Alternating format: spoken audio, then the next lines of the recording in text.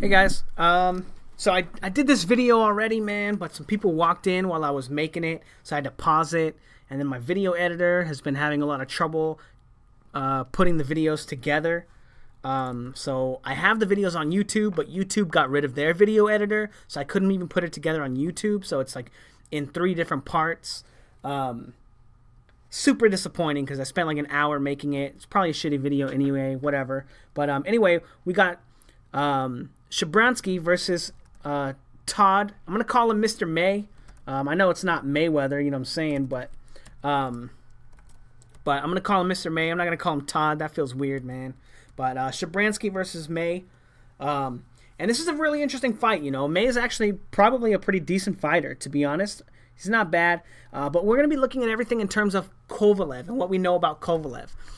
And I think that Kovalev is probably the best offensive fighter we have in boxing today. I think that he's better at setting his punches up than Golovkin.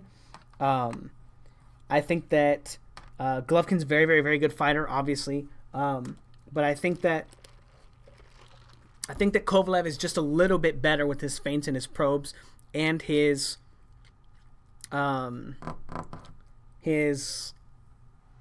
confidence in them.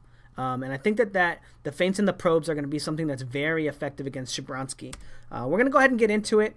So right off the bat, this is what I want to talk about. And I talked about it in my last video I just made on Jason Sosa, which I'm going to be putting out today as well. I'm going to be putting out 2 videos. Look at Shabranskyy when he shoots the jab, right? And he goes to the body with it, but look at his feet, all right? And this is a huge problem, right? Now, he winds up flat-footed when he shoots the jab, right? And he does have a way to kind of pull in, right? Boom, and move back. But he has, and it's a pretty decent speed, right? Not bad, right?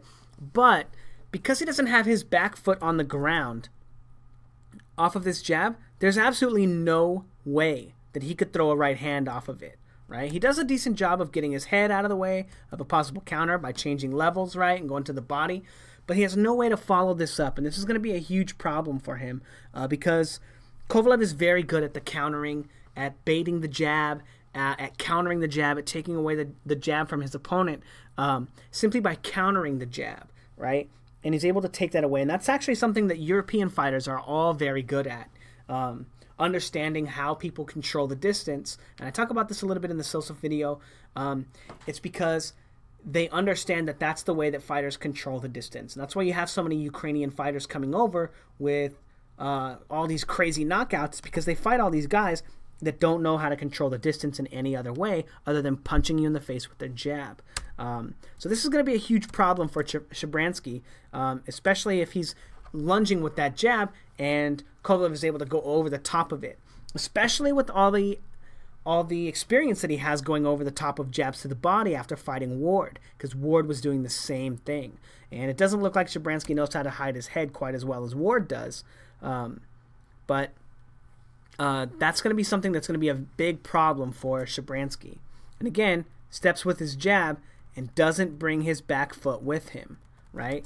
So he's not going to be able to follow that jab up very well. And already here, we see, boom, immediately his opponent is already coming over the top trying to land that shot because he knows that nothing's coming back. Now let's get back to the beginning of the fight. And let's just watch Shabransky's guard, right? Does he have an active guard, you guys? Has his hands up, right? He's kind of moving a lot, right? His feet are moving a lot. There's a feint right there. But not an active guard, right? His head is in the same spot. He's not moving his head. He's not shifting his weight. He's just kind of coming forward, right? Notice how like plodding it is, right? Steps forward, and he almost walks into a jab on this timing because of it, right? I do think it bounces off his head, but because he steps forward, his opponent's able to time him and catch him with the shot because he doesn't have an active guard. He doesn't know how to transition his weight as he moves through the ring. I guess that's a better way of saying it than just having an active guard, right? But not just walking your opponent down. Like people say that shit. Just walk him down. But you always have to be transferring your weight. You never want all your weight on one part of your body. Or you never want one of your feet off the ground. I don't know how to say it. I don't know how to qualify. I'll think about it. I'll put some actual time into thinking about how to explain this concept to somebody. But you never want to be walking where you're not in a position to punch, basically. When you plod forward like that in that style, that's exactly what you're doing. But as we can see, he doesn't have an active guard. Oh, and this is what I talked about in my last video. Look at how he brings his right glove up, right? So he shoots the jab, and again, he can't follow it up with the right hand. His opponent tries to counter with an uppercut for some reason. I don't know why he thought that might land. But look at how Shabranskyy has his right glove over his ear, right? This is how you fight on the inside, or you catch an overhand right, right? Especially when your left hand is not in a position to catch it, right? So you can catch it with your right glove simply by putting it over your ear. And this is actually how you fight on the inside, you guys. Because the inside, the right hands are really sneaky because they come right over the top. It's so close to your opponent's head, right? But so you want to keep it close to your chest, right? And you can bring it up over your ear to catch it. But moving on for this actual film study, and again, looking at Shabranskyy, right? He's not setting his punches up either, right? He kind of plods forward, right? Step, step, and then shoots a jab, but not setting his shot up, right? There's no feints, there's no probes, and then boom, almost walks into a right hand, slips it, and his opponent is coming over the top with the right hand, off of that kind of pull counter kind of style. You know, that's exactly the same thing that Mayweather does, but Mayweather does it, pulls straight back, but he's leaning into the shot already. A lot of times Mayweather also gets his opponents to lunge because he's so fast that they don't feel comfortable just shooting a regular jab. But anyway, Shabranskyy does do a good job of getting in the way of this right hand with his jab, you know, by being able to control that right hand after he shoots the jab, by bringing his arm up, right? And usually you'll just bring your elbow up, right? He does bring his whole arm up, right? But you'll shoot that jab, and then you can just bring your elbow up off of the punch, you know, boom, and then you just bring it up. And you'll still probably want to bring your right hand up to cover your face just in case, but he does a good job of getting in the way of that right hand. I do think that this is the only time in which he does that.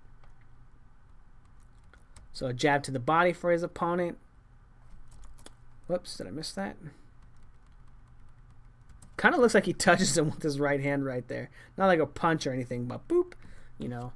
But Shabranskyy, again, you know, not able to follow that shot up because he doesn't have his hand behind him. And while it might look like, oh, he's doing this on purpose, right? If you're not in a position to land a right hand after you set the punch up with the jab, right? Maybe he's just trying to bring his opponent's gloves down, right? Maybe he's trying to get all his weight into the jab. But it's very dangerous, number one, because he's not setting the punch up, right? That's number one. You always want to be setting the jab up or setting the punch up so there's no danger, right? And so far we've seen that he is in danger of getting caught with the overhand right, and it is something his opponent is aware of. But you also want to be in a position to land a shot after. So now his opponent moves back, right? And he has nowhere to go, right? Look at how out of position he is after he shoots this and how awkward he is after he shoots that jab because he's not in position. He has no balance.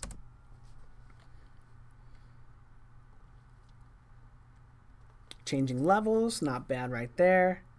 Ooh, does that one land? Again, stretching out, putting all his weight on his front leg, right?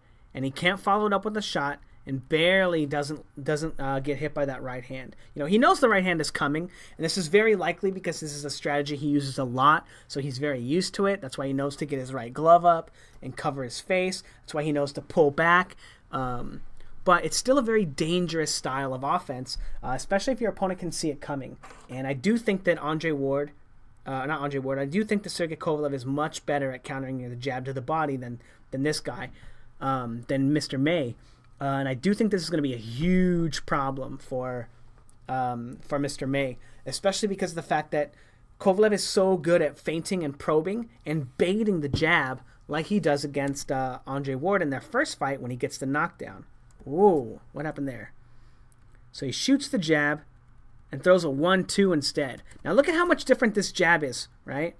So look at his feet. Look at his feet real quick. So he steps forward and brings his back leg with him right away because he's not lunging, right? That's exactly how you want to be stepping with your jab. Just like that.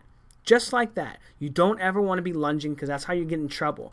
And now here he shoots the same jab and keeps his leg with him and doesn't transfer all his weight to his front leg. He keeps it on his back leg and is able to catch him with the right hand because he knows that the right hand counter is coming, because he knows his opponent is going to slip it to try and slip and counter, and he's able to walk him into a right hand. Not bad right there. To be honest, not bad. I do wonder if that's going to be something that's effective for him, baiting that counter right hand, because Kovalev is so much quicker at shooting the right hand over the jab than this guy is, and countering it and timing it. Especially off of this guy's like possible rhythm, you can see it coming. So I don't know that it's going to be as effective. And again, why the fuck is he throwing an uppercut, man? What the fuck is he doing? I don't know what the fuck he's doing with that shit. To be honest, I watched this. I already did a film study on this, and I talk a lot of shit about it. I don't know what the fuck he's doing, man. Now Shabranskyy coming in with the hook instead of the jab, right? Interesting. You know, but again, when he shoots it, look at how wide his legs are, right? He's not in any position to follow up with the right hand and winds up just eating a left hook because of it. Very interesting. Oh, and there it is. Steps with that jab, and his opponent sees it coming, boom, and cracks him with the right hand. You know, his opponent does a good job of controlling his head first, boom, and then landing that right hand. But this is exactly what's probably going to cost this guy the fight. You know, to be honest, I did the film study on this, the 2 rounds. I think this is exactly what's going to happen with him and Kovalev.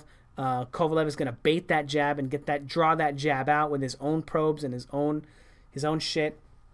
And I think he's going to be able to catch Shabranskyy big time. I think that Shabranskyy's his technique is just a little bit too poor when he does shoot the jab. Although he did have a good 1-2 when he did keep his legs underneath him. Oh, and again, let's see that one. Steps with the jab and gets caught with a right hand over the top. You know, his technique looked not even the worst off that. He does look like he's stretching himself out still. Look at his right arm flare out. You can tell his weight is still behind him because he's not keeping it with him. Otherwise, his right elbow wouldn't flare out. So he's kind of like torquing his back shoulder so he can get more power into the jab, when he should just be shooting the jab with only one of his arms. He doesn't need to turn his shoulders into it, right? And then boom, gets caught with a 2-piece right there. Also, because he drops his right glove when he does it and gets hit with the 2-piece. Now the left hook is not super clean, but that's not important. It's the fact that he's very susceptible to the right hand, and Kovalev has a monster right hand. Again, jabbing to the body, and you can see that his right leg doesn't even move this time. He just steps with it and then pulls back right away. I don't think he's going to get away with that against Kovalev. Oh, there you go. The good 1-2, probing jab, and then catches him with the right hand right there. Not bad, you know. So he's got his little trap, and maybe that's what he's setting up, right? Maybe he's going to the body, boom, and stretching with that jab, and then throws the 1-2 over the top when he gets his opponent used to countering it, right? Maybe this guy's just got an iron chin. I don't know, you know. Also, maybe I should be doing film study on his fight against Sullivan Barrera. I think that guy beat his ass. I'm not sure. I didn't watch the fight. But maybe that would be a better indicator of how this is going to go. But I do always want to choose fights when the fighter wins the fight, even though I didn't do that with Gamboa, because we do want to make sure that we're looking at the right Gamboa, and this might be, you know, the most recent performance of Gamboa that's relevant. But so it's important to choose a fight that they win, because then you get a good sense of what their game plan is, right? And so far his is jab to the body, and then get your opponent used to getting out of position to block it, and then going 1-2 over the top, right? So maybe parrying the jab to the body with the left hand, right? He can get you to do that. He can get you to counter it. But all these things might walk you into a right hand. So an interesting craft, right? And a strategy. And as you can see, he's not that great of an athlete, right? That's how difficult it is to be a professional boxer. He has one rhythm and one pattern, and he gets to make thousands and thousands and thousands of dollars being a professional fighter off of one style of fighting that it doesn't even look like he's that great at, to be honest. But again, Look at him step with this jab. Not in position to throw a right hand. Not in a position to throw a right hand. Not in a position to throw a right hand. But he does do a good job of getting his head under the counter this time. But that's also partly because his opponent doesn't even take a step back, right, to create space while he's jabbing to the body and leaning into the shot. And I think Kovalev does do a good job of taking a step back. But again, so far, not really setting his punches up super well, right? He has one craft so far, right? Going to the body, get you to bring your hands down, get you to counter, get you to do something, and then stepping in with a 1-2. That's all of his offense so far. Let's start taking a look at his defense now. We've seen him bring his hands down when he punches. Whoops.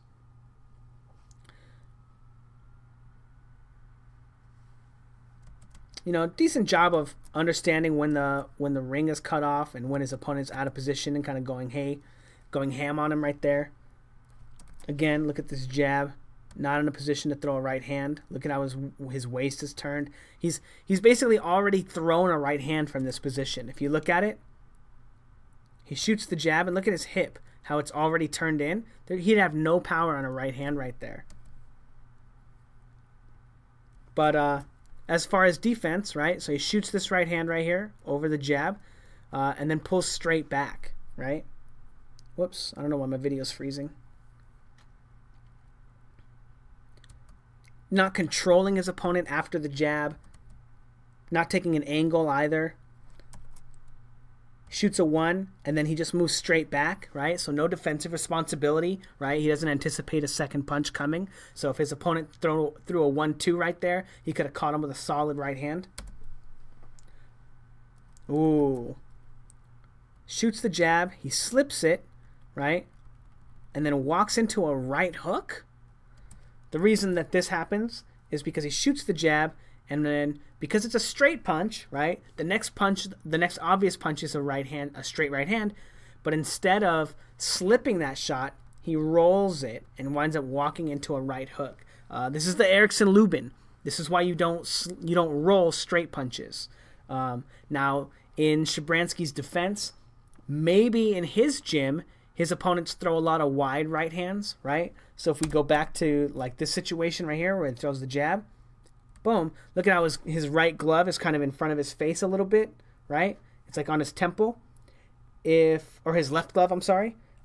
If Mr. May would throw a looping right hand around the guard, he could hit him on the side of the head or hit him in the ear, right? Or hit him in the chin, right? So maybe that's what he's anticipating in this respect, is a looping shot, so he wants to roll it because you can't really slip that shot, you know? I don't know. But anyway, very poor defense in that regard. You never roll jabs, or you never roll straight punches, especially when you know it's going to be a straight punch. I don't know what the fuck he's doing with this uppercut, to be honest. I don't know why he keeps throwing it. Is that his money punch in the gym? Maybe that's what it is. It's his money punch in the gym. So he's expecting it to be good here too. I don't know. So throws the 1-2. Does a decent job of moving off the line right there. Oh, man. So now he comes in, shoots that jab. He is not in any position to throw a right hand, right? So he can't even come over the top. But he does do a good job of, after missing that shot, although he walks into the jab because of the timing, right? It's really easy to tell when he's going to move forward because he does that plodding along, right? Steps, and then walks into the jab. But he keeps his left arm out there, and he's able to control his opponent's hand, right? So he's not able to land that right hand. He's not able to get it around his glove or get around his shoulder because his glove is in the way. And that's something that Andre Ward also did pretty well. But I wonder if in this case it's an accident and he's not actually very good at it. Although this is the second time that he has been able to do that against his opponent, in spite of the fact that he's also taken 2 right hands to the head too. But, boom, boom, he comes straight up, right? He doesn't even move off the line after that. He just comes straight up and starts throwing punches. Kovalev is a monster puncher. You know, monster puncher. I don't think he's going to get away with staying on the line with somebody like that. Shoots the jab again. Boom, and gets cracked with the right hand. Again, very predictable offense. Very predictable setups. And in this case, he does do a good job of shooting that jab again, right? And then coming up and turning off the line and throwing some shots. But he doesn't make anything out of it, right? Boom. He doesn't land any shots, and he just pushes them away. You know, I wonder why he didn't throw a right hand. Maybe this guy's fucking left-handed too. I don't know. Again, not setting up the jab to the body and almost getting caught with a right hand over the top. You know, so far Shabransky's looking like he's a very flawed fighter, in spite of the fact that he's got a great record. Again, not setting his shots up. Walks into it. He has the same timing, right? Because he's stepping. If you watch, he walks forward, and it's easy to walk him into punches. And that's going to be something that's horrible for him against Kovalev, someone who's as much of a sharpshooter as he is. But he walks into it, almost gets caught with a jab, the opponent misses the right hand by a mile, and then he catches him with that uppercut. Now, the reason this is important is because he stays on the line, right? We're talking about defense, right? And he stays on the line. He's not looking to control his opponent. He doesn't turn him. He doesn't move him. He doesn't control him at all. And they're both just throwing punches at each other. And that's very dangerous. That's a very dangerous style of offense, you guys. You don't want your opponent to be throwing punches at you. Now, while it might work out in Shabransky's favor because he's a huge puncher, is that going to be the case against somebody like Sergey Kovalev, who not only fights well on the inside, but has devastating power on the outside as well? I don't think so. There you go. Decent job right there of not stepping with his jab, right? So he kind of steps a little bit, but keeps his right leg behind him. And to be honest, the frames look really weird, so I can't even tell if that punch lands. Yeah, it definitely lands. There you go. You can see his whole mouth move. So, decent setup, right? Oh, man. And again, because he walks forward, it's really easy to time him. Walks into that right hand. And I'm not sure if it lands, but Kovalev's right hands definitely will land. There you go. That's not bad. So when he wants to, he's able to feint the jab and get his opponent to maybe counter it. And again, why is May throwing the uppercut, man? He hasn't landed a single one. I don't understand this guy. I have no idea what he's doing. Like, seriously, no idea.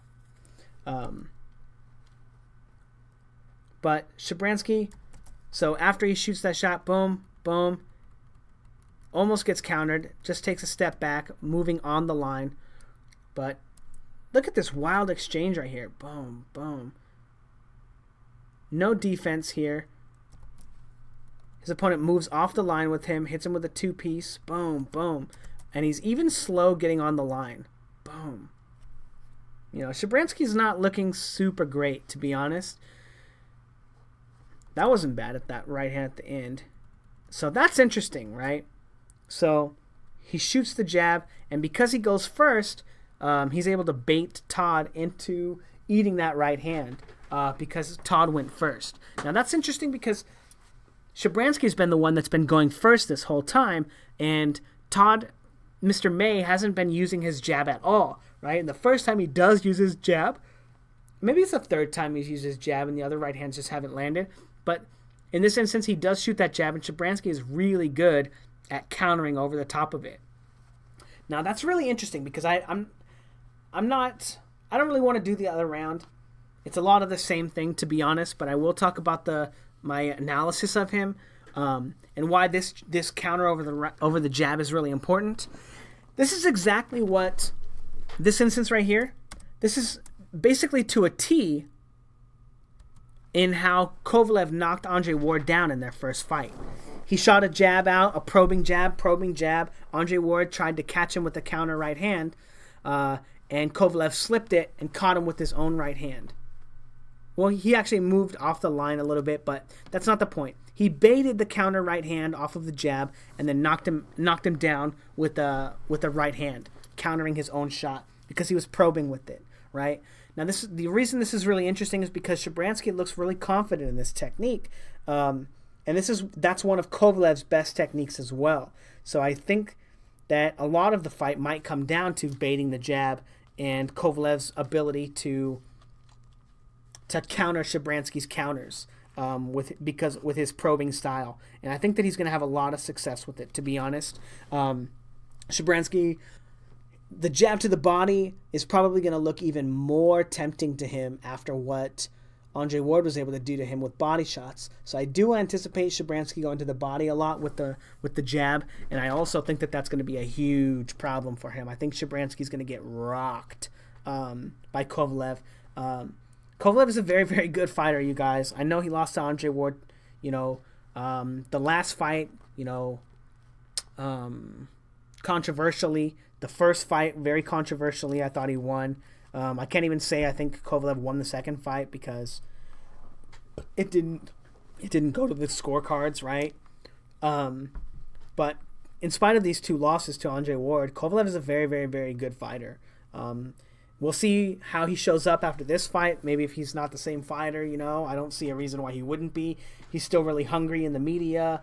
I think it just put a chip on his shoulder, and we'll see if that chip is a good chip or a bad chip.